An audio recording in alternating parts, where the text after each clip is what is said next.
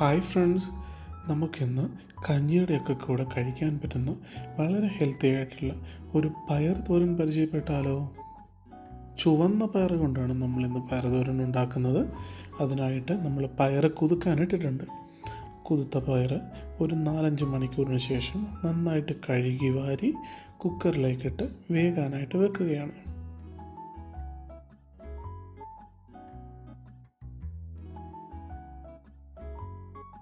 ഒരല്പം ഉപ്പിട്ട് കൊടുക്കാം. വേകുന്നതിനാവശ്യമായ ഒരു ഗ്ലാസ് വെള്ളം കൂടി ഒഴിച്ചു കൊടുക്കാം. അധികം വെള്ളമായാൽ പയർ വല്ലാതെ വെന്തു പോകും. പയർ നമുക്ക് നന്നായിട്ട് വേവിച്ചെടുക്കാം.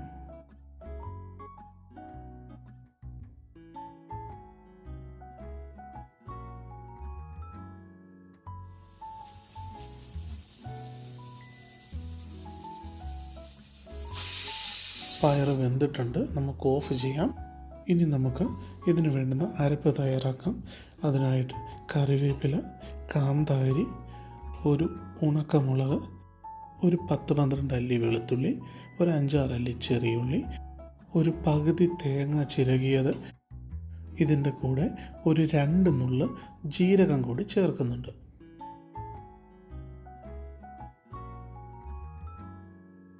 ഒരു 1/2 ടേബിൾ സ്പൂൺ ചുവന്ന മുളക് പൊടി, അത് കാശ്മീരി മുളക് പൊടിയാണ്. അതോടൊപ്പം ഒരു 1/4 ടീസ്പൂൺ മഞ്ഞൾ, ആവശ്യത്തിന് ഉപ്പ്. ഇതെല്ലാം കൂടി നമുക്കൊരു മിക്സിയുടെ ജാറിലേക്കിട്ട് നന്നായിട്ടൊന്ന് ചതച്ചെടുക്കാം. നന്നായിട്ട് ചതയുന്നതിനായിട്ട് വെളുത്തുള്ളിയും ചെറിയ ഉള്ളിയും ചെറിയ കഷ്ണങ്ങളാക്കി മുറിച്ചാണ് നമ്മൾ ജാറിലേക്ക് ഇടുന്നത്.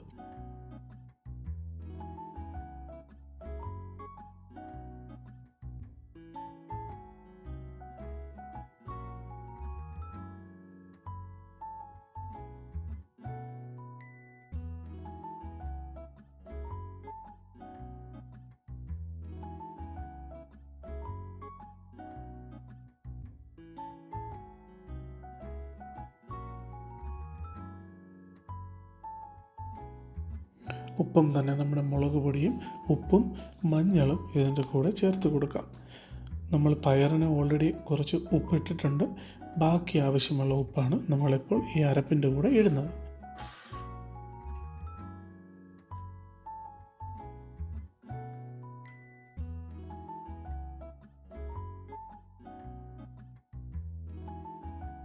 അരയ്ക്കുമ്പോൾ ഇത് അധികം അങ്ങ് അരഞ്ഞു പോകാതെ ശ്രദ്ധിക്കണം.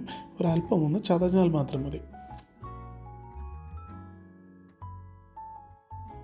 വേവിച്ച പയറിലേക്ക് അരപ്പ് ചേർത്ത് നന്നായിട്ട് ഒന്നുകൂടെ ഒന്ന് വേവിച്ചെടുക്കാം. അതിനായിട്ട് ചുവട് കട്ടിയുള്ള ഒരു പാത്രമെടുത്ത് ചൂടാകുമ്പോൾ വെളിച്ചെണ്ണ ഒഴിച്ച് കടുക് പൊട്ടിക്കുക, കറിവേപ്പില ചേർക്കുക. നമ്മൾ നേരത്തെ എടുത്ത് വെച്ചിരിക്കുന്ന ചുവന്ന മുളക് മുറിച്ച് ചെറിയ കഷ്ണങ്ങളാക്കി വെളിച്ചെണ്ണയിലേക്ക് ഇട്ടൊന്ന് മൂപ്പിക്കുക.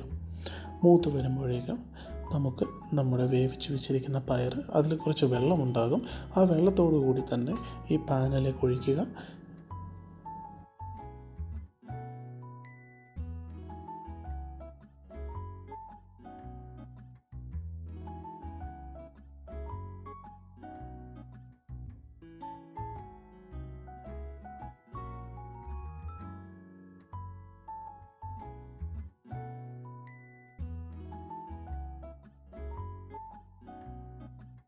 തയ്യാറാക്കി വെച്ചിരിക്കുന്ന അരപ്പ് നമുക്കിപ്പോൾ ഈ പയറിലേക്ക് ചേർത്ത് കൊടുക്കാം.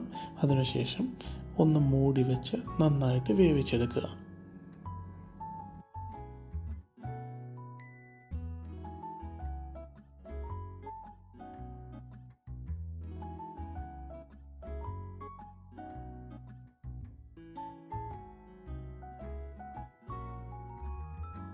നമ്മുടെ അരപ്പ് നന്നായിട്ട് വെന്തിട്ടുണ്ട്.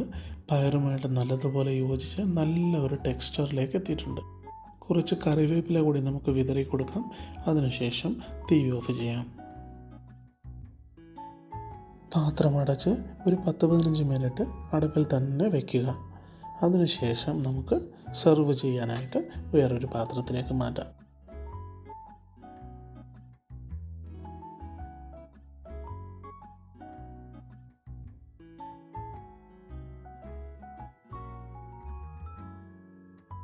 നമ്മളിന്നത് കഞ്ഞിയുടെ കൂടെയാണ് കഴിക്കുന്നത്.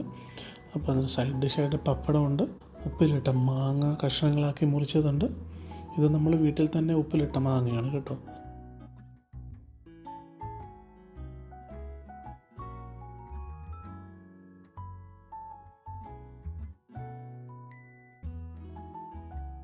എല്ലാവർക്കും ഈ വീഡിയോ ഇഷ്ടപ്പെട്ടെന്ന് കരുതുന്നു.